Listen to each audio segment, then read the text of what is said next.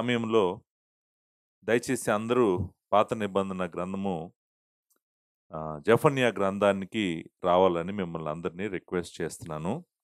ఈరోజు నుంచి మనము జెఫన్యా గ్రంథాన్ని చదవబోతున్నాము, వినబోతున్నాము, మరి ధ్యానించబోతా ఉన్నాము. చిన్న ప్రవక్తల గ్రంథాలలో వరుసన నేను చెప్పుకుంటూ వస్తున్నాను. హోషేయ నుంచి చెప్పుకుంటూ వస్తున్నాను. సో, జెఫన్యా ఇప్పుడు మనము ఇది 9వ పుస్తకము. దీని తర్వాత హగ్గయి ఉంది. హగ్గయి తర్వాత జకర్యా ఉంది. జకర్యా తర్వాత మలాకి ఉంది. దాంతో 12 చిన్న ప్రవక్తల గ్రంథాలు గూడా వచనం తర్వాత వచనము, అధ్యాయం తర్వాత అధ్యాయము గ్రంథమంతా చెప్పుకుంటూ వస్తున్నాము. దేవుడు మనకు ఆ కృప ఇచ్చాడు. నేనైతే చాలా సంతోషంగా ఉన్నాను. తృప్తిగా ఉన్నాను. దేవుడు తన వాక్యము వినటానికి నాకు కృప దయచేశాడు. చదవటానికి నాకు కృప దయచేశాడు. ఆయన ప్రత్యక్షత వెలుగు. ఆయన ప్రత్యక్షత లేకుండా, ఆ వెలుగు లేకుండా చాలామంది ఈ చీకటి లోకంలో వారి జీవితాలను వ్యర్థంగా పాడు చేసుకుంటున్నారు. మనం అలా చేయకుండా ఆయన వాక్యమే మనకు సమస్తము అని, జీవమునకు భక్తినికి కావాల్సిందంతా కూడా ఆయన వాక్యంలో ఉందని, మనం ఆయన వాక్యమును దివారాత్రులు చదువుతూ ధ్యానిస్తూ ప్రతి మాట ప్రతి పదము విడిచిపెట్టకుండా అర్థం చేసుకోవటానికి ప్రయత్నం చేస్తున్నాము. నిజంగా యెహోవా ధర్మశాస్త్రం యందు ఆనందించుచు దివారాత్రులు మనము ఎగ్జాక్ట్గా అదే చేస్తున్నాము. యెహోవా ధర్మశాస్త్రం యందు ఆనందిస్తున్నాము. సో, అలాంటి కృప దేవుడు మనకు అనుగ్రహించాడు. ఒకవేళ మీరు డైరెక్ట్గా ఈ వీడియోకి వచ్చినట్టయితే నా రిక్వెస్ట్ ఏంటంటే, హోషేయ గ్రంథం నుండి ప్రతి గ్రంథం కూడా చెప్పుకుంటూ వస్తున్నాను. ఇంతకు ముందు చెప్పినటువంటి గ్రంథాలు మీరు వినాలని మిమ్మల్ని నేను బ్రతిమలాడుతున్నాను. జెఫన్యా గ్రంథము చాలా ప్రాముఖ్యమైనటువంటి గ్రంథము చిన్న ప్రవక్తల గ్రంథాల్లో. ఈ గ్రంథము రాసినటువంటి ప్రవక్త ఏ కాలము వాడో మనకు తెలుసు. కాలము ఏంటి, ఏ కాలంలో రాయబడింది ఈ గ్రంథం అనేటువంటిది తెలుసు మనకి. మొదటి అధ్యాయము మొదటి వచనంలో ఈ మాట ఉంది. యూదా రాజగు ఆమోను కుమారుడైన యోషియా దినములలో హిజ్కియాకు పుట్టిన అమర్యా కుమారుడగు గెదల్యాకు జననమైన కూషి కుమారుడునగు జెఫన్యాకు ప్రత్యక్షమైన యెహోవా వాక్కు. ఈయన యూదా రాజు అయినటువంటి యోషియా కాలంలో ప్రవక్తగా ఉన్నటువంటి వాడు జెఫన్యా. మీకు మార్కరు క్లియర్గా అర్థమవుతుంది ఏ కాలంలో ఈయన ప్రవక్తగా ఉన్నాడు. యూదా ప్రవక్త అయిన నార్దర్న్ కింగ్డమ్ ఆల్రెడీ వెళ్ళిపోయింది. నార్త్లో ఉన్నటువంటి ఇశ్రాయేలీలను అస్సీరీలు తీసుకొని పోయారు. అసలు ఆ దేశమే లేదు. ఆ దేశము ఎగ్జిస్టెన్స్లోనే లేదు. ఇప్పుడు మిగిలింది యోధా. యోధాకు ప్రవక్తగా ఉన్నటువంటి జెఫన్యా ఈ వాక్యాన్ని ఇశ్రాయేలీలకు లేకపోతే యోధా వారికి ప్రాముఖ్యంగా ఇవ్వటం జరిగింది. సో, నేను ఈ బుక్ యొక్క బ్యాక్గ్రౌండ్ ఏంటి అనేటువంటిది తర్వాత మాట్లాడతాను. కానీ ఈ పుస్తకము నాకు చదువుతున్నంతసేపు కూడా ఒక విధంగా భయమే కలిగింది. భయము కాదు, భయము అనేటువంటి మాట చాలా చిన్న మాట. చాలా భయము కలిగింది. ఎందుకంటే జెఫన్యా మాట్లాడేటప్పుడు నిజానికి మాట్లాడుతున్న ప్రవక్త కాదు, దేవుడే ప్రవక్త ద్వారా మాట్లాడుతున్నాడు కాబట్టి ఆయన మాటలు మనం వింటుంటే, చదువుతుంటే మనకు భయమే కలుగుతుంది. చాలా భయము కలుగుతుంది. ఎందుకంటే ఆయన చాలా ఫియర్స్‌గా మాట్లాడతాడు. ఫియర్స్ అనే మాటకు తెలుగులో అర్థము ఏంటంటే ఉగ్రముగా, లేకపోతే భయంకరంగా, లేకపోతే ప్రచండమైన ఈ మాటలు వాడొచ్చనమాట. వెరీ ఇంటెన్స్‌గా ఉంటది. వెరీ ఫియర్స్‌గా ఉంటది. ఆయన మాట్లాడుతుంటే మనం వింటుంటే భయమేసేస్తది మనకి. అలా ఉంటది. అలా మాట్లాడతాడనమాట. ప్రవక్త మాట్లాడటము, నిజానికి మాట్లాడటం కాదు, రాయటము. ఆయన రాసింది చదువుతుంటే మనకెలా అనిపిస్తదంటే, ఏంటి ఎంత ఎంత కోపముగా ఉన్నాడా దేవుడు? దేవుడు ఎంత ఉగ్రుడా అనేటువంటి ఫీలింగు మనకు కలిగే విధంగా ఉంటది. నేను ఎగ్జాంపుల్ చెప్తాను. ఎందుకు నాకు ఆ ఫీలింగ్ కలిగిందో, ఈ పుస్తకం చదువుతున్నప్పుడు ఎందుకు ఆ ఫీలింగ్ కలిగిందో నేను చెప్తాను. మీరు 2వ వచనం చదవండి. మొదటి అధ్యాయము. మొదటి అధ్యాయం 2వ వచనంలో ఏమీయు విడవకుండా భూమి మీదనున్న సమస్తమును నేను ఊడ్చివేసేదని అన్నాడు. మీరు ఆ ఊడ్చివేసేదని అనే మాట అండర్‌లైన్ చేసుకోండి. అండర్‌లైన్ చేసుకుంటే మనకి ఏమని అర్థమవుతది? భూమి మీద ఏమీ లేకుండా ఉన్నదంతా నేను తీసేస్తాను అన్నాడనుకోండి దేవుడు, మనకు భయము కలుగుతది. మరి ప్రాణులు ఎలా బ్రతుకుతాయి? మనుషులు ఎలా బ్రతుకుతారు? ఆకాశంలో పక్షులు ఎలా బ్రతుకుతాయి? ప్రభువా ఎందుకు ఇంత కోపంగా ఉన్నావు? అనేటువంటి అనుమానం మనకి కలుగుతది. వెంటనే కలుగుతది. వెంటనే ఎందుకు ఆయన ఇదే యెహోవా వాక్కు అన్నాడు. ఏమన్నాడు? నెక్స్ట్ మాట ఏమంటున్నాడు? ఇదే యెహోవా వాక్కు. సరే భూమి మీదనున్న సమస్తమును నేను ఊడ్చివేస్తానని దేవుడు విడిచిపెట్టలేదు. అంటాడు మనుష్యులనేమి, పశువులనేమి నేను ఊడ్చివేసేదను. ఆకాశ పక్షులనేమి, సముద్ర మత్స్యములనేమి, దుర్జనులనేమి, వారు చేసిన అపవాదములనేమి నేను ఊడ్చివేసేదను. భూమి మీద ఎవరూ లేకుండా మనుష్య జాతిని నిర్మూలన చేసేదను. ఇది యెహోవా వాక్కు. మనకు ఈ మాటలు చదువుతుంటే నాకైనా, మీకైనా వెంటనే ఏం గుర్తొస్తదంటే నోవాహు కాలము గుర్తొస్తది.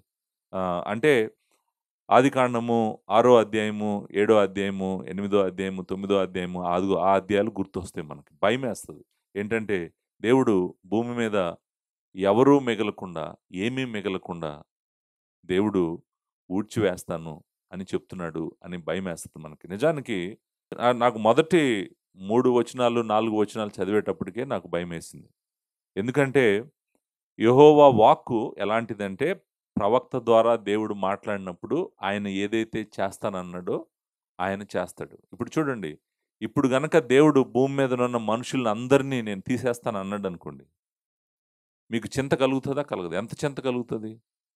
చాలా చింత కలుగుతది. భయమేస్తది. భయంకరమైన, ప్రచండమైనటువంటి భయము మనకి కలుగుతది.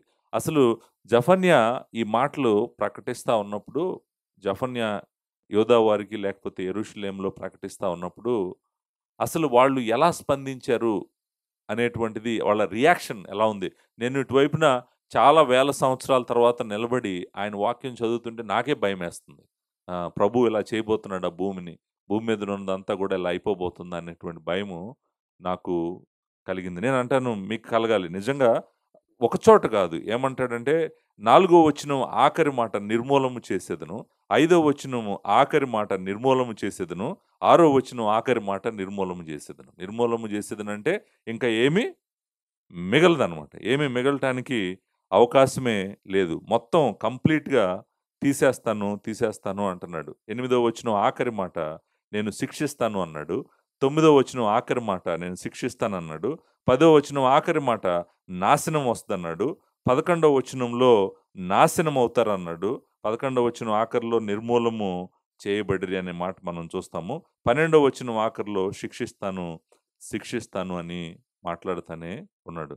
నిజంగా ఇది ఆహ్, అంటే ఏదైతే మాట్లాడుతున్నాడో ఇది మాట్లాడుతుంది మనకు వినపడినప్పుడు ఏంటంటే, చాలా, చాలా ఉగ్రుడైనటువంటి దేవుడిని, చాలా కోపంగా ఉన్నటువంటి దేవుడిని మనము జెఫన్యా గ్రంథంలో చూడబోతా ఉన్నాం.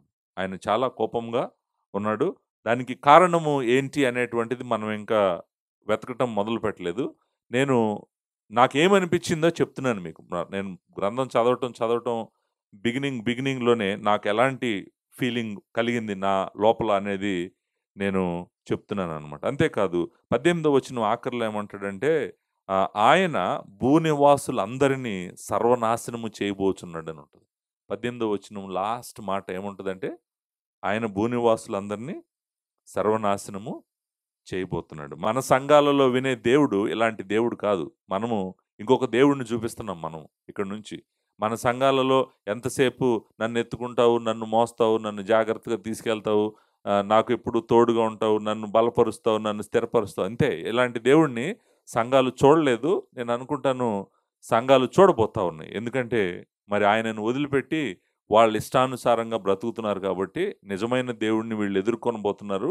వీళ్ళు తప్పకుండా ఎదుర్కుంటారు. సో, నేను మొదటి అధ్యాయము చదివితేనే ఇలా ఉందంటే, అంటే మిగిలిన గ్రంథము 3 అధ్యాయాలే ఉన్నాయి. మిగిలిన గ్రంథంలో ఏ మూలకెళ్ళినా కూడా మనము అదే చూస్తాం. రెండో అధ్యాయము 4 వచనము నిర్జనమగును, పాడైపోవును, పారద్రోలబడుదురు, దున్నబడును, శ్రమ 5వ వచనంలో అంటాడు.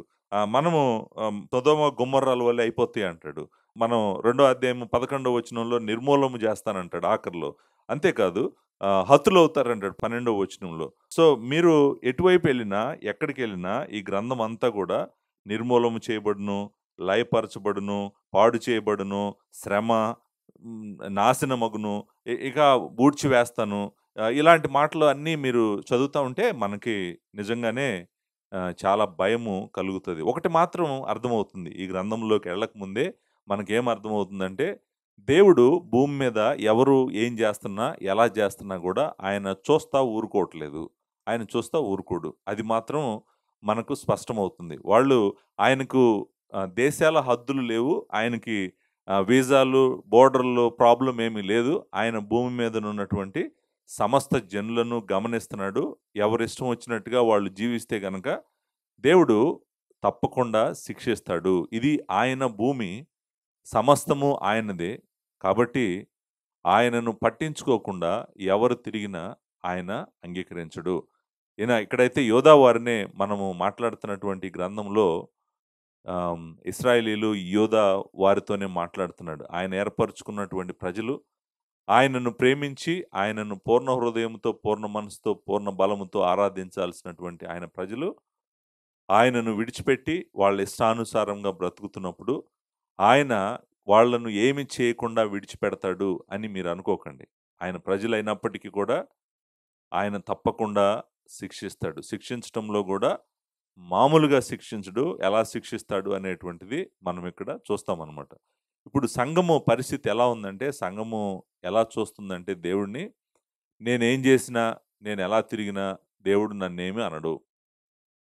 దేవుడు ఎందుకంటే దేవుడు ప్రేమ గలవాడు. దేవుడు ప్రేమ గలవాడు. దేవుడు తండ్రి లాంటివాడు. ఏమనడు. ఇది మనం వింటున్నటువంటిది. కానీ అందుకే దేవుని వాక్యం అంతా చదవకపోతే, మనకిష్టమైనటువంటి వచనాలే చదువుకుంటే వచ్చేటువంటి సమస్య ఇది. మనకు నచ్చిన వచనాలు, దేవుడిని మనం చూడాలనుకున్నట్టుగా చూస్తూ బ్రతుకుతుంటే, మన జీవితాలు ఏదో ఒక రోజు దేవుడి శిక్షకి తప్పకుండా గురవుతాయన్నమాట. సో, ఈ గ్రంథము చదువుతా ఉన్నప్పుడు నాకు మొట్టమొదట కలిగిన ఫీలింగ్ ఏంటో మీకు చెప్పాను. ఏ ఫీలింగ్ కలిగిందంటే, అమ్మో! దేవుడు అన్నీ గమనిస్తున్నాడు, అన్నీ చూస్తున్నాడు. ఆయన సైలెంట్‌గా అయితే ఏమీ లేడు. ఆయన చాలా సీరియస్‌గా ఉన్నాడు. ఇశ్రాయేలీయులను, యూదులను మాత్రమే కాదు, భూమి మీదనున్న సమస్త దేశాలను గూడా ఆయన శిక్షించబోతున్నాడు. ఇది ఎప్పుడు జరుగుతది? ఎలా జరగబోతుంది అనేటువంటిది మనం డెఫినిట్‌గా సీక్వెన్షియల్ ఎక్స్‌పోజిషన్‌లో నేను చూపిస్తాను. ఎందుకంటే జరగాల్సింది ఇంకా చాలా ఉంది. భూమి మీద జనులందరూ గూడా ఆయన వద్దని, ఆయనను తిరస్కరించి వారి ఇష్టానుసారంగా బ్రతుకుతున్నారు కాబట్టి, ఆయన అందరిని వదిలేసాడు అని మీరు అనుకుంటున్నారేమో, ఆయన ఎవరిని వదలలేదు. ఆయన ఎవరిని వదలడు గూడా. సో, ఆయన భూమిలో ఉంటూ ఆయనను ఆరాధించకుండా ఇష్టానుసారంగా తిరిగిన ప్రతి మనిషి గూడా దేవుని తీర్పులో నిలబడతాడు. భూమి మీద గనక ఉంటే దేవుడు తీర్పు వచ్చినప్పుడు అనుభవిస్తాడు.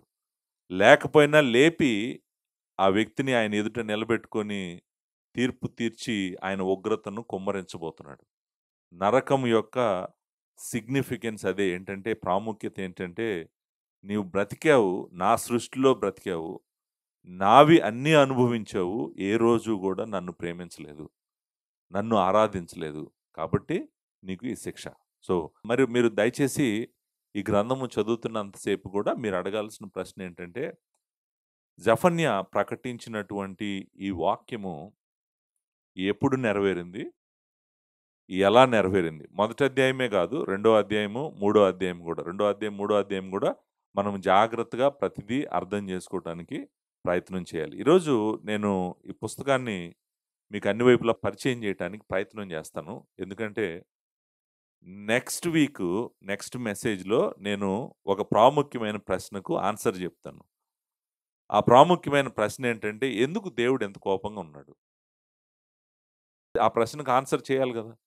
దేవునికి ఇంత కోపము ఎందుకొచ్చింది? ఏం జరిగింది అసలు భూమి మీద? ప్రాముఖ్యంగా ఇశ్రాయేలీయులు అంటే యోధా వారు ఏం జేశారు? యోధాతోగా మాట్లాడుతున్నాడు. వాళ్ళు ఏదో చేశారు. ఆయనకు అంత కోపం తెప్పించారంటే, తన ప్రవక్తనే లేపి పంపించి, "నువ్వు వెళ్లి ఈళ్ళకి చెప్పు" అన్నాడంటే, వాళ్ళు చేయకూడని పనులేదో చేశారు. అవి ఏం చేశారు అనేటువంటిది మీకు మనము యోషియా కాలానికి వెళ్ళి యోధా ఎలా ఉందో చూస్తే మనకు అర్థమవుతుంది. సో, హిస్టారికల్ బ్యాక్‌గ్రౌండ్ అంటాం గదా! ఆ బుక్కు ఈ పుస్తకం అర్థం చేసుకోవాలంటే, ఆ కాలంలో యోధా ప్రజల మధ్యలో అసలు ఏం జరుగుతుంది? వాళ్ళెలా ఉన్నారు? వాళ్ళు దేవునితో నడిచారా? నడవలేదా? వాళ్ళ జీవితాలు ఎలా ఉన్నాయి అనేటువంటిది మనం అర్థం చేసుకుంటే, ఏ బ్యాక్ డ్రాప్‌లో అంటే ఏ పరిస్థితుల్లో దేవుడు ఈ ప్రవక్తను లేపాడు. లేపి ఆయన ఈ వర్తమానాన్ని ప్రకటించాడనేటువంటిది మనం అర్థం చేసుకోగలం. ఈరోజు మనము ఏం చేద్దామంటే, ఈ గ్రంథం మాట్లాడుతున్నటువంటి ప్రాముఖ్యమైన విషయాలు చెప్తాను నేను. అంశాలనండి, విషయాలనండి.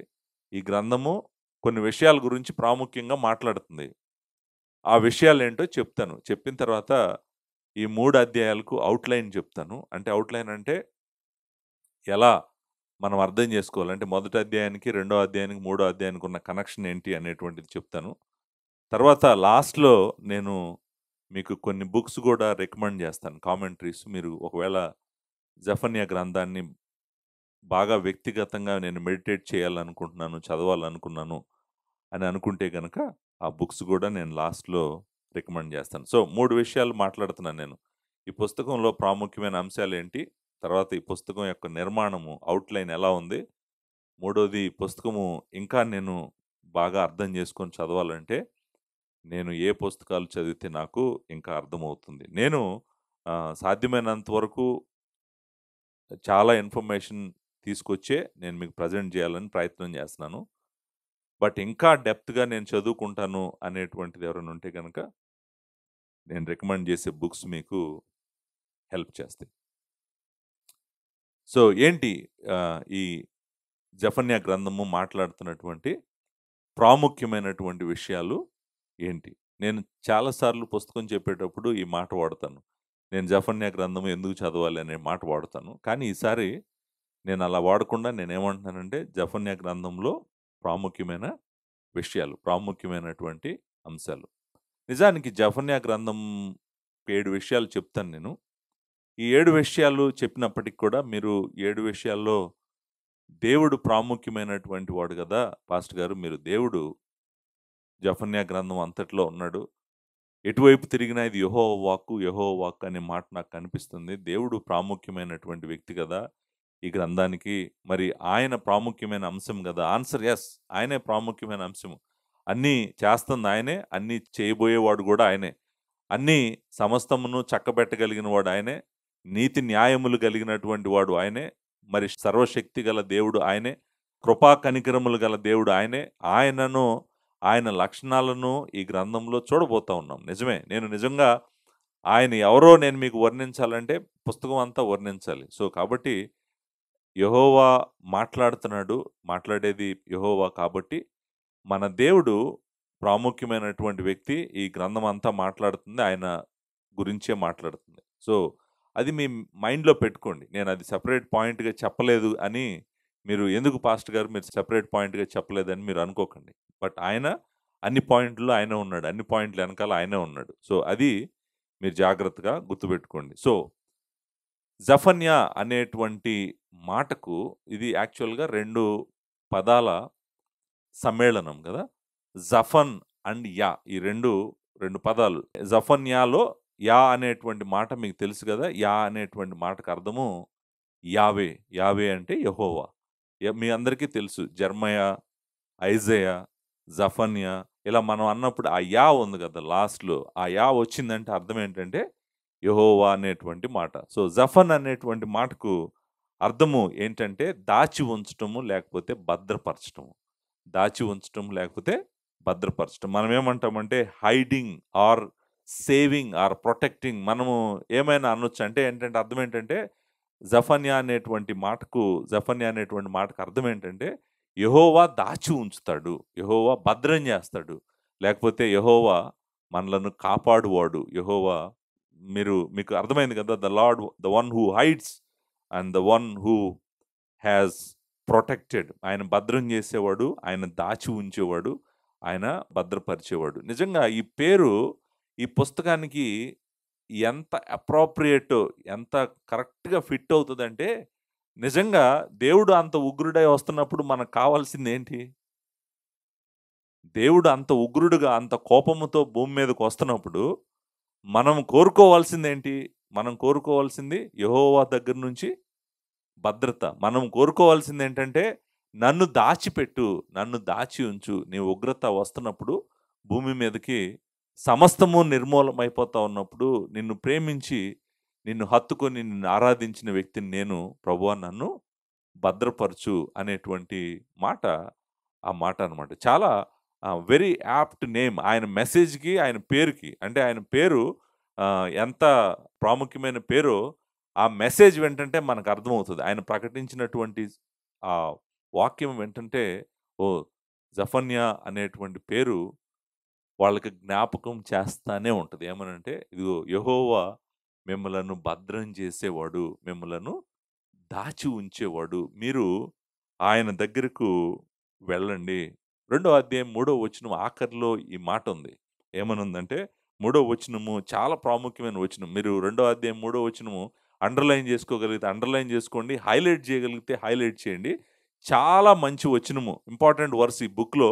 ఆయనంటాడు, దేశంలో సాత్వికులై ఆయన న్యాయ విధులను అనుసరించు సమస్త దీనులారా యెహోవాను వెదకుడి. మీరు వెదికి వినయము గలవారై నీతిని అనుసరించిన ఎడల ఒకవేళ ఆయన ఉగ్రత దినమున మీరు దాచబడుదురు. అది జఫన్యా అనేటువంటి మాట వెనకాల ఉన్న ఫోర్స్ ఏంటంటే దాచబడటం, భద్రం చేయబడటం అనేటువంటి మాట మనం అక్కడ చదువుతామనమాట. సో, జఫన్యా అంటే ఏంటి అనేటువంటిది గూడా నేను చెప్పాను. జఫన్యా ఏ కాలపు వాడు గూడా నేను చెప్పాను. ఆయన కాలం గురించి మనము మాట్లాడాము. ఎవరు రాజుగా ఉన్నారు అనేటువంటిది. ఈయన నహూము తర్వాత వచ్చినటువంటి ప్రవక్త. ఆల్మోస్టు ఒక 50 ఇయర్స్ అనుకోండి నహూము తర్వాత. ఎందుకంటే, నహూము ఏ కాలం వాడో మనకు తెలుసు. నహూము ఏ కాలంలో యూదా రాజు కింద ఉన్నాడు అనేటువంటిది నేను ఆల్రెడీ చెప్పాను. తర్వాత ఆయన కుమారుడొచ్చాడు. తర్వాత ఆయన కుమారుడొచ్చాడు. ఆయన కుమారుడు ఇప్పుడీయన. ఆ టైంలో మనం ఉన్నాం.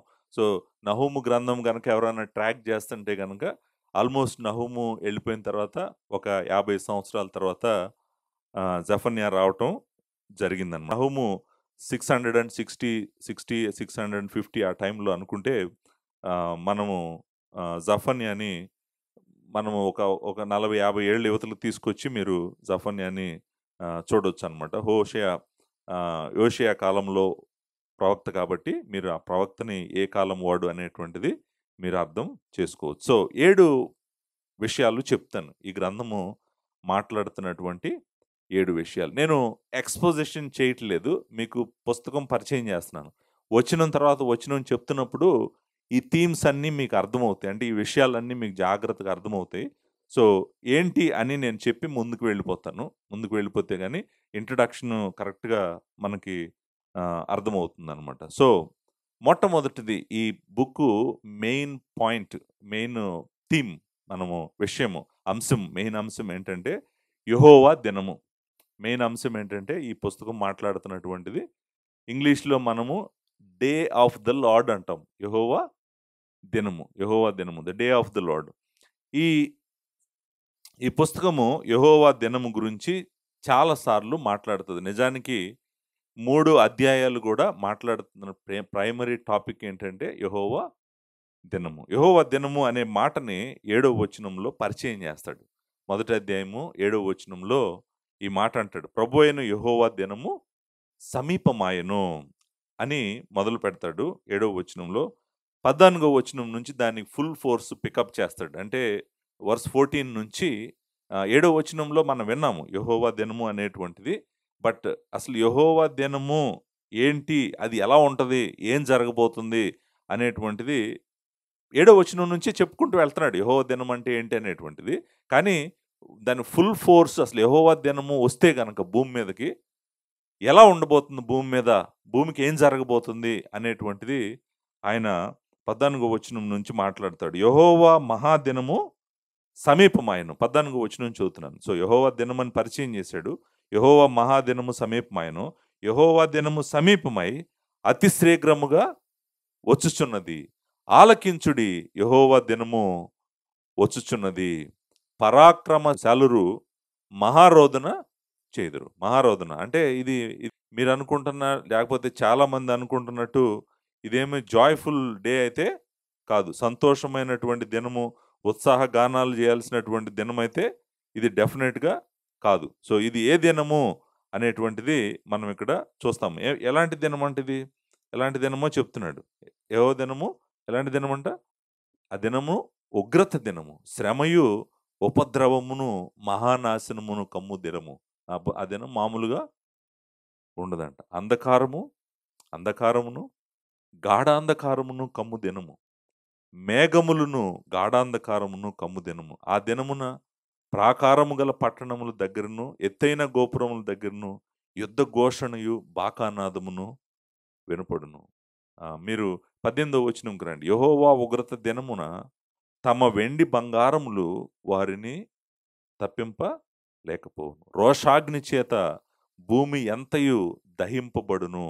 హఠాత్తుగా ఆయన భూనివాసులందరినీ సర్వనాశనము చేయబోచున్నాడు. సో, మీకు విషయము అర్థమైంది. ఆహ్, యెహోవా దినము, యెహోవా యొక్క ఉగ్రత దినం. మీకు గుర్తుందా లేదో ఆమోస్ గూడా అన్నాడు. యెహోవా దినం అంటుంటే ఇశ్రాయేలీయులు, యెహోవా దినం కావాలని మీరు కోరుకుంటున్నారా? అని ఒక ఆన్సర్ అన్నాడు. నేను ఆమోసు గ్రంథం 5వ అధ్యాయము 18వ వచనము చదువుతాను. ఆమోసు గ్రంథం 5వ అధ్యాయం 18వ వచనంలో ఈ మాట ఉంది. యెహోవా దినము రావాలనని ఆశ పెట్టుకుని ఉన్నవారులారా మీకు శ్రమ.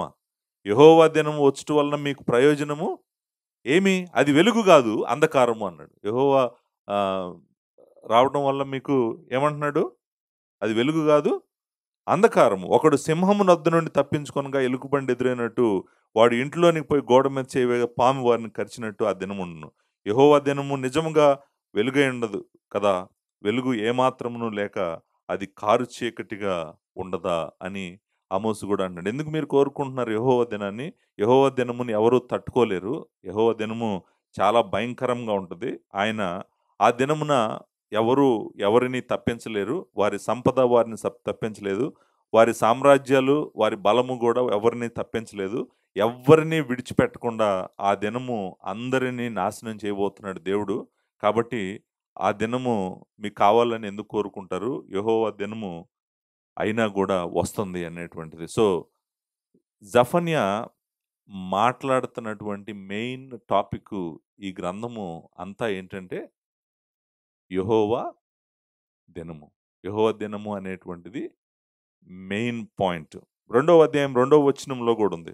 రెండో అధ్యాయం రెండవ వచనంలో ఈ మాట ఉంది. విధి నిర్ణయము కాకమునుపే యెహోవా కోపాగ్ని మీ మీద రాకమునుపే మిమ్మును శిక్షించుటకై యెహోవా ఉగ్రత దినము, యెహోవా ఉగ్రత దినము రాకమునుపే కూడి రండి అనే మాటని మనము చూస్తామన్నమాట. మూడో అధ్యాయంలో గూడా ఆ దినమును వర్ణిస్తాడు. ఆ దినమున ఏం జరగబోతుందో, ఆ దినము ఎలా ఉంటదో చెప్పబోతా ఉన్నాడు. సో, 8వ వచనంలో అంటాడు, కాబట్టి యెహోవా సెలవిచ్చు వాక్ ఏదనగా 3:8 నా కొరకు కనిపెట్టుడి. నేను లేచి ఎర పట్టుకొను దినము కొరకు కనిపెట్టియుండుడి. నా ఉగ్రతను, కోపాగ్ని అంతటిని వారి మీద కుమ్మరించుటకై అన్యజనులను పోగు చేయుటకు గుంపులు గుంపులుగా రాజ్యములను సమకూర్చుటకును నేను నిర్ణయించుకుంటుని. నా రోషాగ్ని చేత భూమి అంతయు కాలిపోవును. సో, మీరు ఈ పుస్తకము మనకి నేను 3 అధ్యాయాలు చదివాను. మొదటి అధ్యాయం చదివాను, రెండో అధ్యాయం చదివాను, మూడో అధ్యాయం చదివాను. మీకు విషయం అర్థమైపోయింది. విషయం ఏంటంటే, ఈ పుస్తకం అంతా మాట్లాడుతున్నటువంటి main topic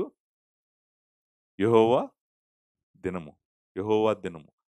the day of the Lord అని ఇంగ్లీష్‌లో అంటారు. దీనికి పేరేంటంటే the day of the Lord. చిన్న ప్రవక్తల గ్రంథాల్లో యెహోవా దినము గురించి 12 మంది చిన్న ప్రవక్తల్లో కూడా ఇద్దరు చాలా ఎక్కువ మాట్లాడారు యెహోవా దినం గురించి. నేను ఆమోస్ కూడా మాట్లాడాడు. నేను ఇందాక చదివాను మీకు. ఆహ్, పెద్ద ప్రవక్తలు కూడా మాట్లాడారు యెహోవా దినం గురించి. యెహోవా దినం గురించి మీకు చాలా తెలుసుకోవాలి. ఎందుకంటే యెహోవా దినము ఒకటి దేవుడు ఏర్పాటు చేశాడు. ఆ దినమున ఏం జరగబోతుందో మీ అందరికీ తెలియాలి. ఇది సంపూర్ణంగా final day of the lord ఇంకా జరగలేదు. జరగబోతుంది. జరగాల్సినటువంటిదనమాట. సో, దీని గురించి ఇద్దరు చిన్న ప్రవక్తలు ఎక్కువగా రాశారు. మొట్టమొదటి చిన్న ప్రవక్త యోవేలు, రెండవ చిన్న ప్రవక్త జఫన్యా. వీళ్ళిద్దరూ ఎక్స్‌టెన్సివ్‌గా ఈ ఈ విషయాన్ని ఆహ్, రాయటం జరిగింది. మీకు యోవేలు గ్రంథము నేను ఆల్రెడీ చెప్పాను గాబట్టి, మీరు యెహోవా దినము గురించి మీరక్కడ చదువుకోవచ్చు. యోవేలు గ్రంథము మొదటి అధ్యాయము 15వ వచనము నేను ఎందుకు అక్కడికి తీసుకెళ్తున్నానంటే, అక్కడ మనం యెహోవా దినము గురించి ఎక్స్‌టెన్సివ్‌గా మాట్లాడాము అనేటువంటిది మీకు జ్ఞాపకం చేయటం కోసం తీసుకెళ్తున్నాను నేనక్కడికి. యోవేలు గ్రంథము మొదటి అధ్యాయం 15వ వచనంలో, ఆహా! యెహోవా దినము వచ్చెనే అది ఎంత భయంకరమైన దినము అన్నాడు. అసలు 15వ వచనం మాట్లాడటంతోనే ఏమంటున్నాడు? యెహోవా దినం వచ్చెనే అది ఎంత భయంకరమైన దినము. రెండవ అధ్యాయం మొదటి వచనంలో అంటాడు, సియోను కొండ మీద బాకా ఊదుడి, నా పరిశుద్ధ పర్వతం మీద హెచ్చరిక నాదము చేయుడి. యెహోవా దినము వచ్చున్నదనియు, అది సమీపమాయననియు దేశ నివాసులందరూ వణుకుదురుగాక. ఆ దినమున అంధకారమయముగా ఉండును, మహా అంధకారము కమ్మును. మేఘములు గాఢాంధకారమును ఆ దినమున కమ్మును. పర్వతముల మీద ఉదయకాంతి కనబడునట్లు అవి కనబడుచున్నవి. మీరు చూడండి 11వ వచనానికి రండి. 11వ వచనంలో అంటాడు, యెహోవా తన సైన్యమును నడిపించుచు ఉరుము వలె గర్జించుచున్నాడు. రెండవ అధ్యాయం 11వ వచనం. ఆయన దండు బహు గొప్పదై ఉన్నది. ఆయన ఆజ్ఞను నెరవేర్చున్నది బలము కలిగినది. యెహోవా దినము బహు భయంకరము. దానికి తాళగలవాడు ఎవరు? ఎవరు తట్టుకోలేరు. యెహోవా దినమున గనక ఆయన బిడ్డలు గనక ఆయనను నిజంగా వెంబడించేవాళ్ళు భూమి మీద ఆ దినము వచ్చినప్పుడు భూమి మీద ఉంటే గనక ఆయన వారిని దాచిపెట్టకపోతే గనక బ్రతికి బయటికి రావటం అంటే ఏముండదు. అలాంటి దినము ఒకటి చూడబోతా ఉంది భూమి. చూడబోతా ఉన్నటువంటిది. సో, నేను మరలా చెప్తున్నాను. దీన్ని యెహోవా దినము కొంచెం కొంచెం స్మాల్ వేలో మనకి కనపడినప్పటికీ గూడా చరిత్రలో అసలైనటువంటిది రాబోతా ఉంది అనేటువంటిది మనము మాట్లాడబోతా ఉన్నాం. సో, మొదటి పాయింటు నిజానికి యెహోవా దినము గురించి యెషయా మాట్లాడాడు. యెషయా గ్రంథము 2వ అధ్యాయము, యెషయా గ్రంథం 13వ అధ్యాయం 6వ వచనం, 13వ అధ్యాయం 9వ వచనంలో మనం చూస్తాము. అలాగే యెహెజ్కేలు మాట్లాడాడు. 13వ అధ్యాయం 5, 30వ అధ్యాయం 30వ అధ్యాయంలో కూడా మనం చూస్తాము. యోవేలు మాట్లాడాడు. ఇప్పుడే చూసాం మనము. ఆమోసు మాట్లాడాడు. 5వ అధ్యాయంలో ఇందాక 5వ అధ్యాయం 18, 20 వచనాల్లో చూసాము.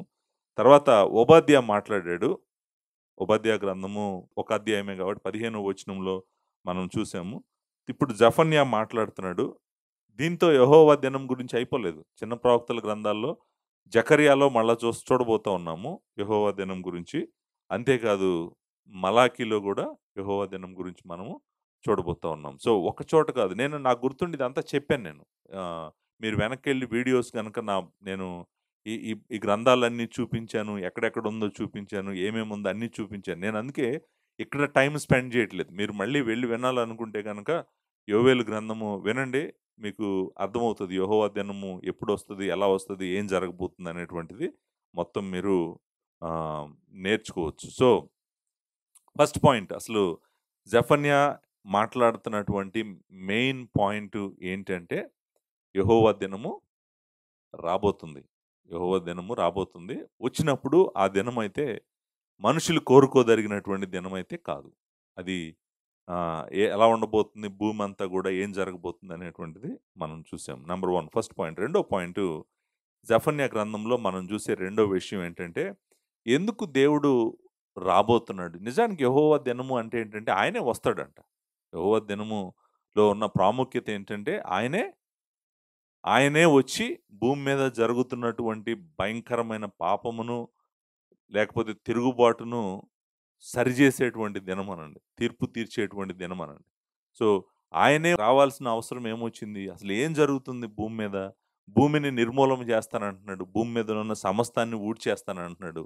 అలా చేయటానికి కారణము ఏంటి అంటే, మనము జెఫన్యా గ్రంథం అంతా చదువుతున్నప్పుడు మరలా మనం చూసేటువంటిదేంటంటే, నిజమైన దేవుడిని భూమి మీద మనుషులు ఆరాధించట్లేదు. ఇష్యూ అంతా గూడా ఎక్కడికొస్తుందంటే, నిజమైన దేవుడిని మనుషులు ఆరాధించట్లేదు. మరి నిజమైన దేవుడిని, నిత్యుడగు దేవుడిని ఆయనను ఆరాధించకుండా ఎవరిని ఆరాధిస్తున్నారు? అంటే గనక ఆన్సర్ కూడా జెఫన్యా గ్రంథం చెప్తుంది. ఎవరిని ఆరాధిస్తున్నారంటే మనుష్యులు చేసుకున్న దేవతలను, దేవుళ్ళను మనిషి ఆరాధిస్తున్నాడు. నంబర్ 1. అది మనము ఈ గ్రంథంలో చాలా సార్లు చూస్తాము. చాలా సార్లు చూస్తాము. బట్ మీకు శాంపిల్‌గా మీకు అంటే నేను అంటే ఎందుకు దేవునికి అంత కోపమొస్తుంది? మీరు జాగ్రత్తగా వినండి. పాత నిబంధనైనా, క్రొత్త నిబంధనైనా ఇశ్రాయేలీయులను దేవుడు చాలా ఉగ్రుడై ఇశ్రాయేలీయుల మీద పడి ఆయన కోపము రగులుకున్న ప్రతిసారి మీరు గుర్తుపెట్టుకోండి. వాళ్ళు ఆయనను ఆరాధించకుండా ఎవరినో ఆరాధించారు. ఆయనను ఆరాధించకుండా వాళ్ళు ఎవరినో ఆరాధించారు.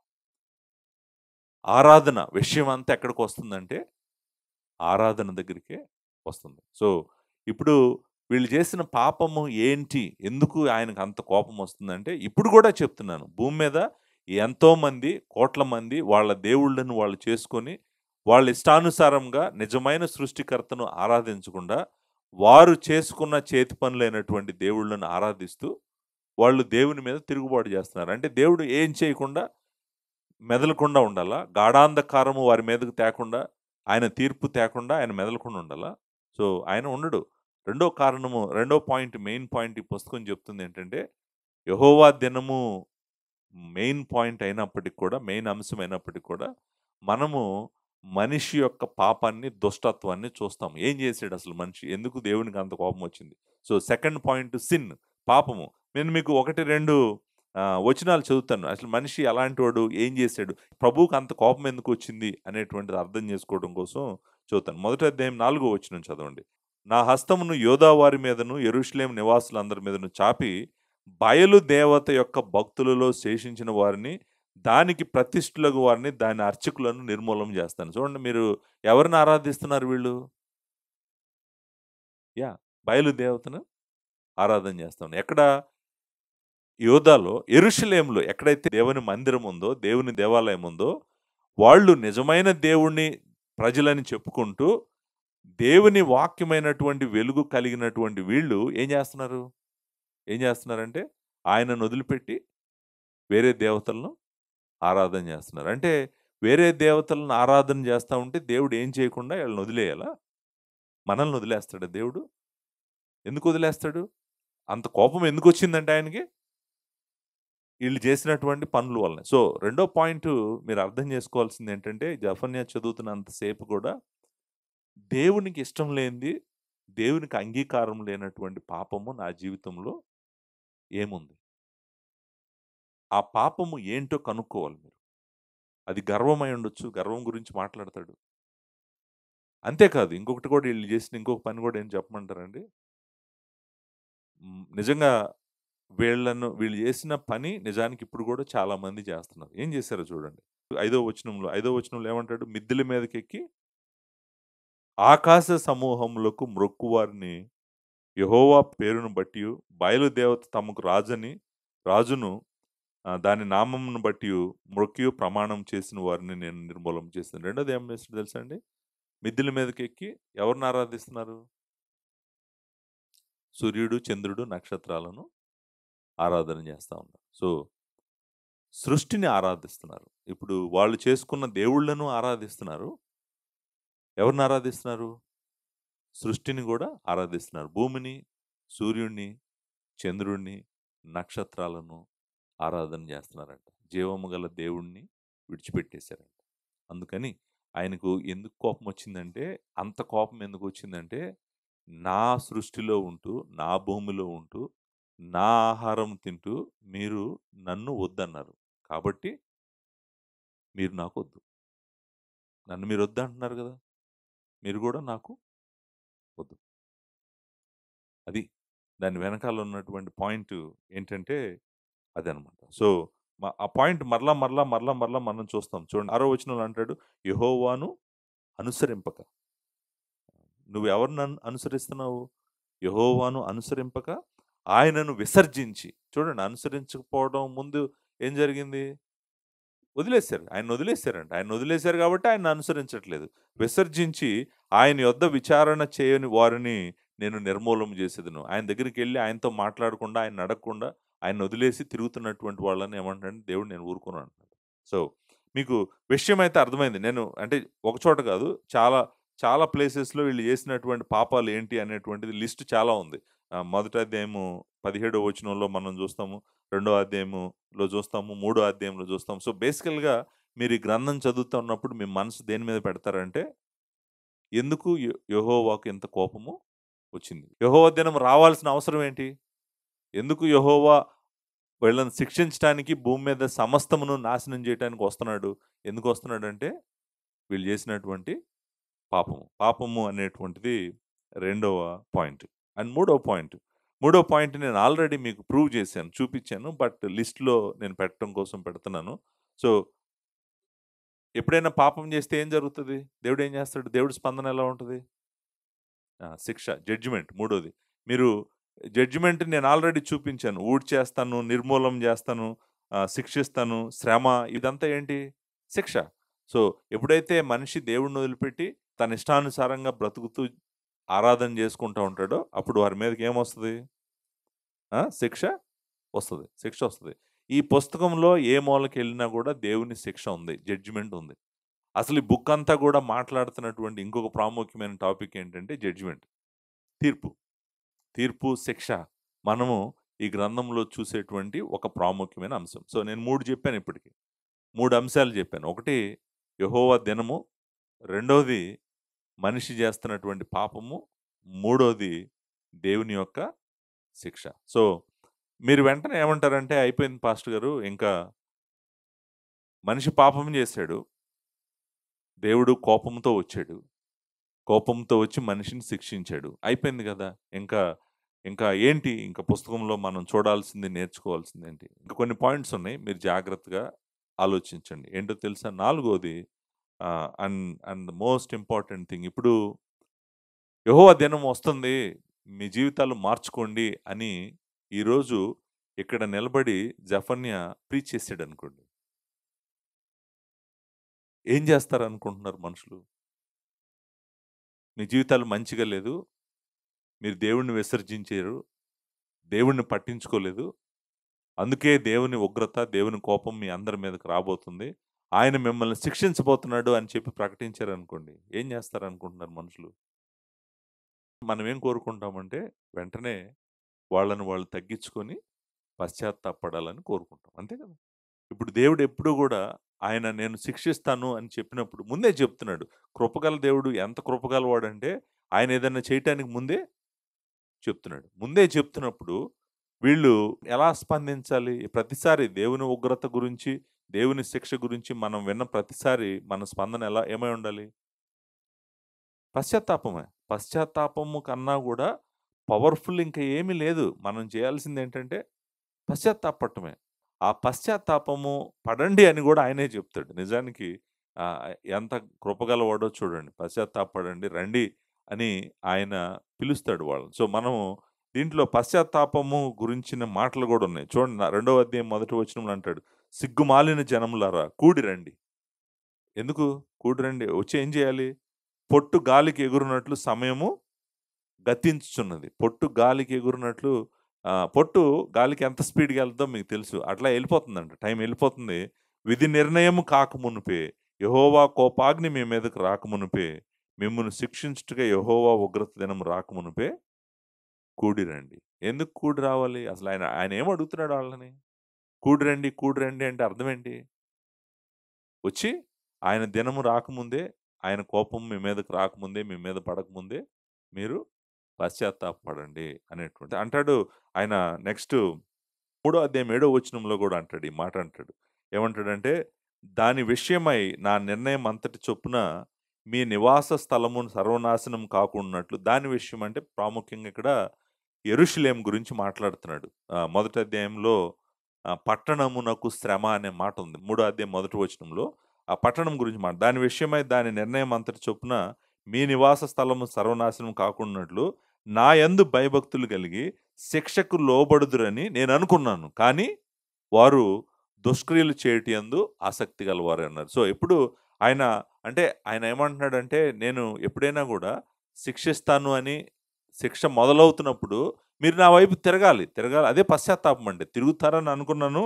నాకు లోబడతారని నేను అనుకున్నాను. కానీ వాళ్ళు లోబడలేదంట. లోబడలేదనే చెప్తున్నాడు. సో, పశ్చాత్తాపము అనేటువంటిది దేవుడు కోరుకుంటున్నాడు. పశ్చాత్తాపం కన్నా గూడా, విరిగి నలిగిన హృదయం కన్నా గూడా శ్రేష్టమైనది ఏమీ లేదు. మనము ఎంత పాపం చేసినా గూడా, దేవుడి వైపు తిరిగి విరిగి నలిగిన హృదయంతో మనము కన్నీళ్లు కార్చామనుకోండి. ప్రభువా! నాది తప్పయిపోయింది. నేను తప్పు చేశాను. నన్ను క్షమించు ప్రభువా అని అన్నామనుకోండి. ఆయన కృప గలవాడు. ఆయన వెంటనే క్షమిస్తాడు. క్షమించేటువంటి దేవుడు. సో, ఆ క్షమాపణ కోసము ఆయన ఎదురు జూసాడు. క్షమించమని ఆయన వైపు తిరుగుతారని ఆయన ఎదురు జూసి వీళ్ళు తిరగలేదు. అది వేరే విషయం.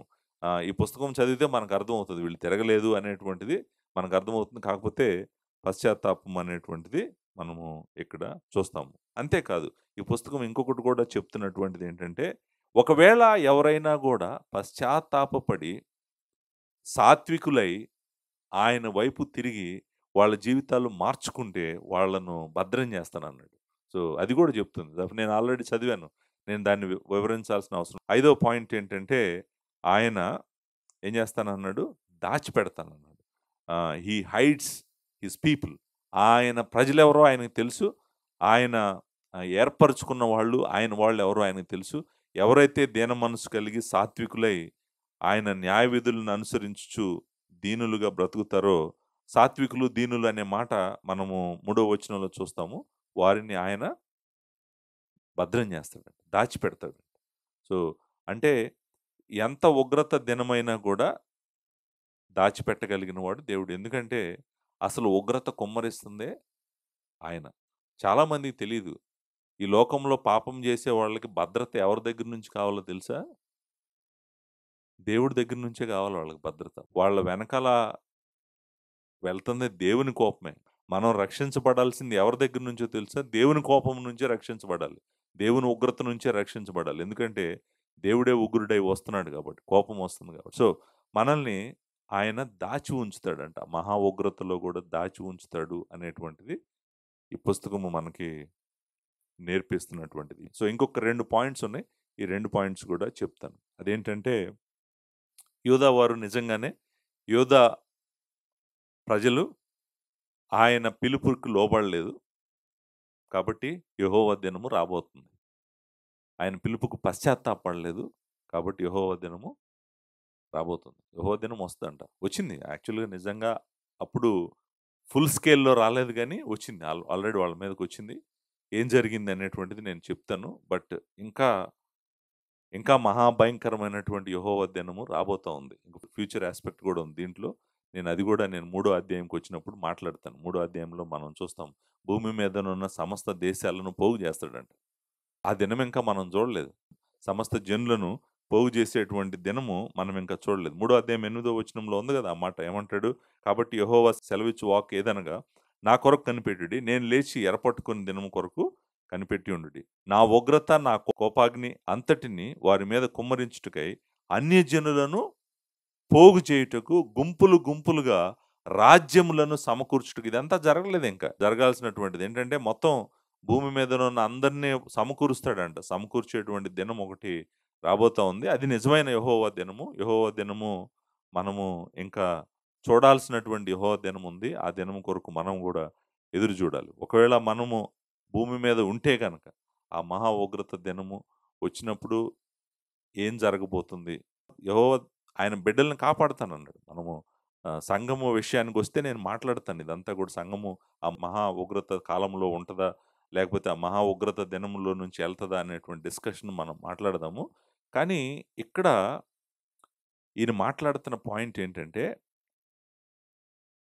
ఆయన బిడ్డలను భద్రం జేస్తాడు. కానీ యెహోవా దినం వచ్చేస్తదంట. వచ్చినప్పుడు ఆయన ప్రజలను ఆయన శిక్షించి వాళ్ళని విడిచిపెట్టడంట. ఆరో పాయింట్ ఏంటంటే, వాళ్ళని పునరుద్ధరిస్తాడంట. వాళ్ళని ప్యూరిఫై చేస్తాడంట. ఏమంటాడు? ప్యూరిఫికేషనే కదా! పవిత్రపరచడం.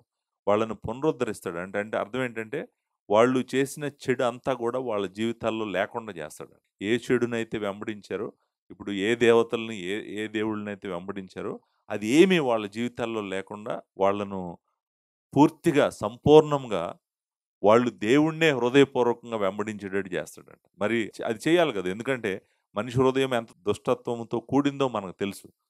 మనిషి హృదయం పాపం చేయటానికి, మనిషి హృదయం దేవుడి నుంచి దూరంగా వెళ్ళటానికి ప్రయత్నం చేస్తది. కానీ ఆయన యెహోవా దినము అయిపోతున్న తర్వాత, యెహోవా ఉగ్రత అంతా కుమ్మరించిన తర్వాత ఆయన ఉద్దేశ్యం ఏంటంటే ఆయన ప్రజలను పునరుద్ధరించటం. మరలా కొత్త వారిగా చేయటం. వారిని కొత్త వారిగా చేసి, ఆయనను హత్తుకొని, ఆయనను ప్రేమించి, ఆయనతో నడిచేవారుగా చేయటం. ఆ ఉగ్రతలో చాలా నాశనం జరుగుతది. నిజమే. చాలామంది చనిపోతారు. నిజమే. కానీ దేవుడు ఆయన ఏర్పరచుకున్న వాళ్ళని జాగ్రత్తగా భద్రపరిచి, ప్యూరిఫై చేసి వాళ్ళని బయటికి తీసుకొస్తాడంట. బయటికి తీసుకొచ్చి వాళ్ళని భద్రం చేస్తాడనేటువంటిది కూడా జెఫన్యా గ్రంథం చెప్తుంది. దీన్ని మనము ఏమంటామంటే ఇంగ్లీష్‌లో రెస్టోరేషన్ అంటాం. జనరల్‌గా వాడేటువంటి మాట ఏంటంటే రెస్టోరేషన్ లేకపోతే రీకాన్స్టిట్యూట్ అంటామనమాట.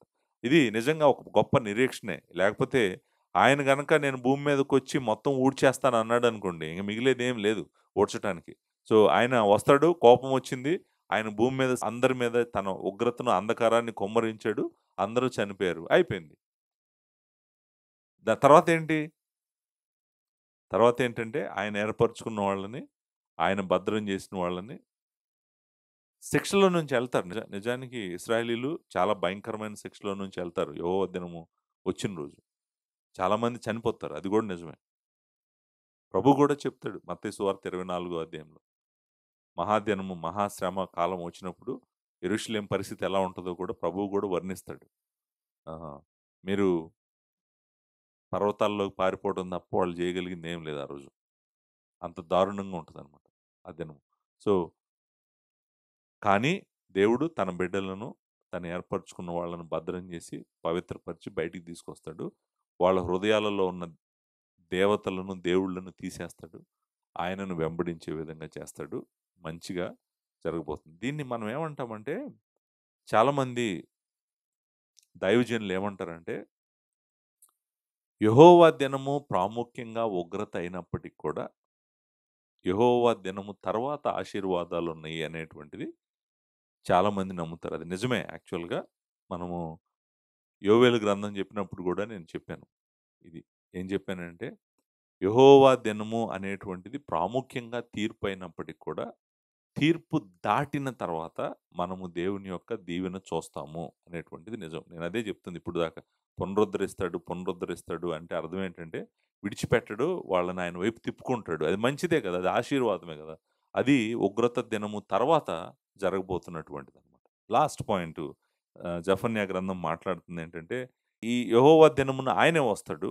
ఆయనే రావటం మాత్రమే కాదంట గానీ, లాస్ట్ పాయింట్ ఏంటంటే, ఆయనే భూమి మీద తన రాజ్యాన్ని స్థాపిస్తాడు.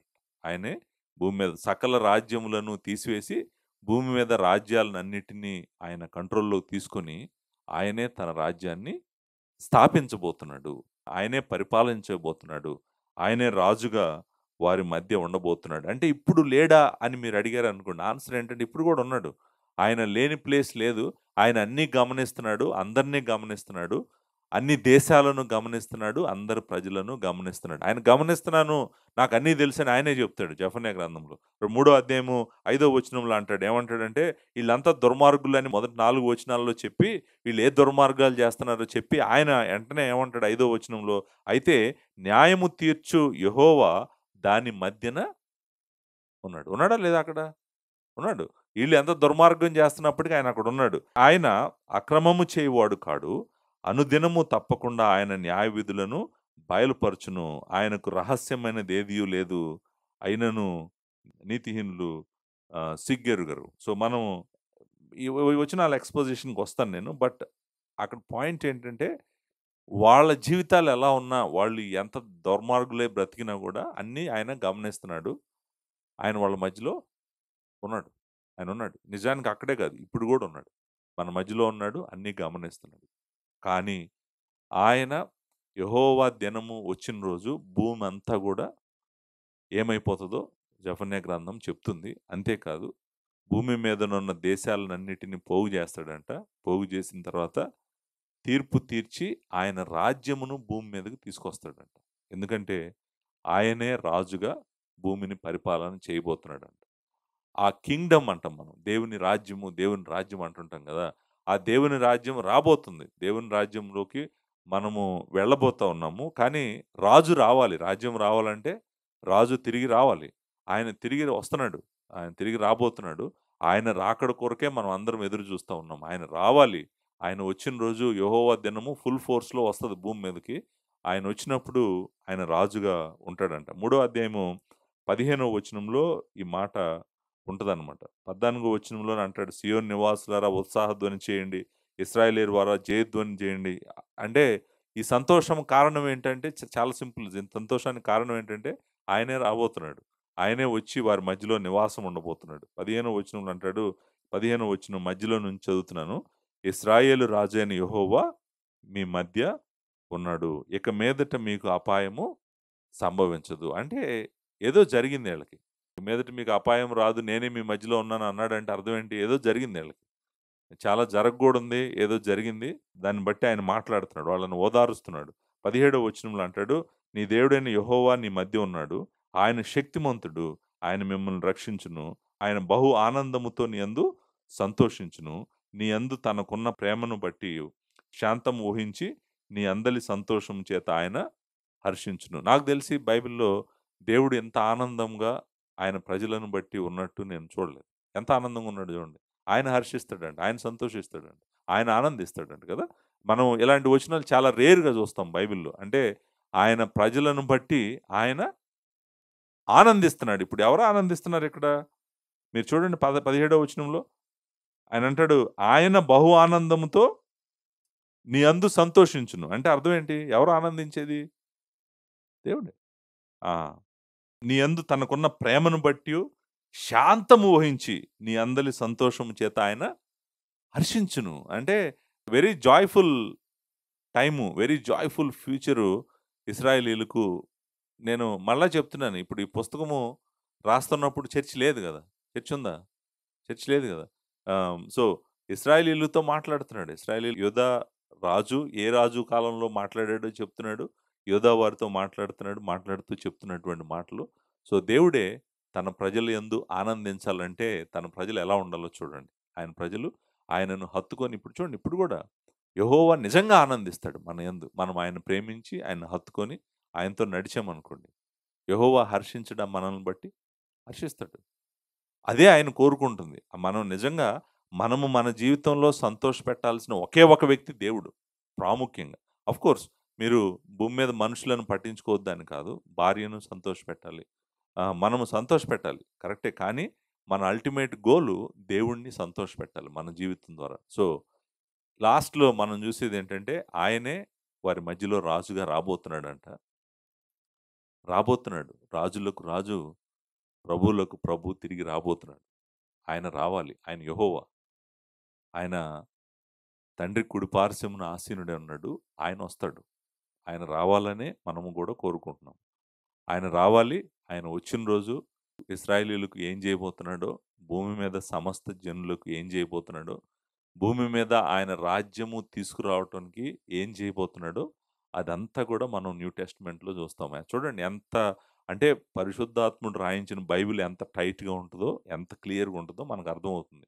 పరిశుద్ధాత్ముడు జెఫన్యాని ప్రేరేపించాడు. అదే పరిశుద్ధాత్ముడు యోహాన్ను ప్రేరేపించి ప్రకటన గ్రంథం రాయించాడు.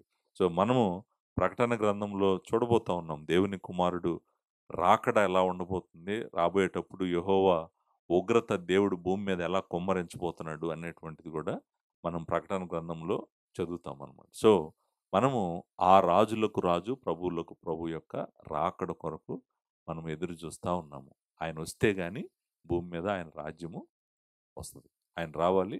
ఆయన రాజ్యం రావాలి. ఇశ్రాయేలీయులందరూ గూడా ఆయనను హత్తుకోవాలి.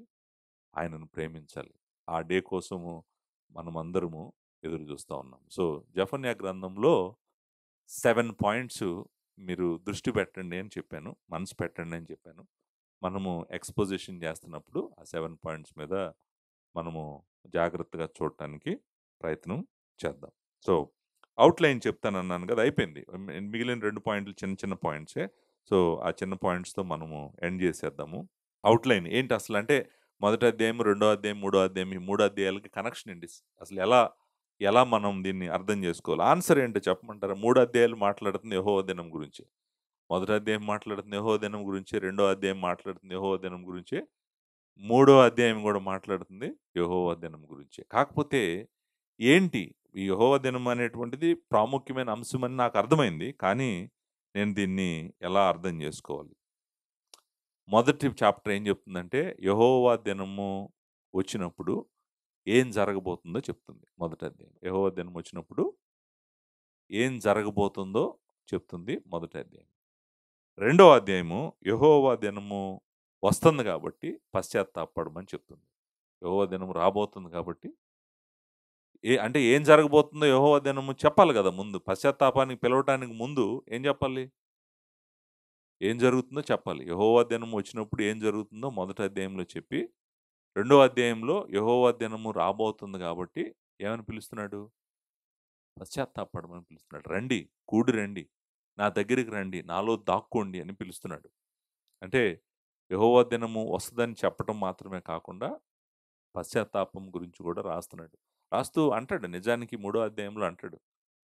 నేను పిలిచాను మిమ్మల్ని, నా దగ్గరికి రమ్మని పిలిచాను, మీరు రాలేదంటాడు. మూడో అధ్యాయంకొచ్చేటప్పటికి మూడో అధ్యాయం కూడా యెహోవా దినము గురించే. మూడో అధ్యాయము ఏంటంటే యెహోవా దినము వచ్చేసింది. యెహోవా దినము వస్తదని చెప్పాడు మొదటి అధ్యాయంలో. యెహోవా దినం వస్తుంది కాబట్టి పశ్చాత్తాపపడమన్నాడు రెండో అధ్యాయంలో. యెహోవా దినము ఆల్రెడీ వచ్చేసింది మూడో అధ్యాయంలో. సో, ఏదైతే చేస్తానని చెప్పాడో అది చేస్తున్నాడు మూడో అధ్యాయంలో. రెండో అధ్యాయం పడమన్నాడు. వాళ్ళు పశ్చాత్తాపపడలేదు. కాబట్టి యెహోవా దినము రానే వచ్చును. రానే వచ్చును, వచ్చేసింది. అది ఈ పుస్తకం యొక్క మెయిన్ ఔట్‌లైను. తర్వాత మీరింకా ఈ పుస్తకాన్ని ధ్యానించాలనుకుంటున్నాను, బాగా చదవాలనుకుంటున్నానంటే, నేను 4 కామెంటరీస్‌ని రికమెండ్ చేస్తాను. ఆ 4 కామెంటరీస్‌లో నేనెప్పుడూ చెప్పేటువంటిది చార్లెస్ ఫైన్‌బర్గ్ రాసినటువంటి 'మైనర్ ప్రాఫిట్స్' అనేటువంటిది. అది మీరు మంచి కామెంటరీ 'మైనర్ ప్రాఫిట్స్' మీద మీరది చదవచ్చు. రెండోది పాల్మర్ రాబర్ట్సన్ అనేటువంటి ఆయన ఎన్ఐసిఓటి కామెంటరీ సీరీస్‌లో నహూము, హబక్కూకు, జెఫన్యాల మీద రాశాడు. చాలా మంచి కామెంటరీ. అది మీకు స్క్రీన్ మీద కనిపిస్తా ఉంటది. మీరు చూడండి. మూడోది బేకర్ అండ్ బెయిలీ రాసినటువంటి న్యూ అమెరికన్ కామెంటరీ సీరీస్‌లో ఉంది. ఆ బుక్ కూడా మీకు స్క్రీన్ మీద కనిపిస్తా ఉంది. అది కూడా మీరు చదవచ్చు. నాలుగోది జేమ్స్ బ్రక్నర్ రాసినటువంటి ఎన్ఐవి అప్లికేషన్ కామెంటరీ. ఇది నాలుగో కామెంటరీ. దీన్ని మీరు చదవచ్చు. సో, ఈ 4 కామెంటరీసు మీకు హెల్ప్ చేస్తాయి. ఈ గ్రంథాన్ని వచనాలను జాగ్రత్తగా అర్థం చేసుకోవడానికి.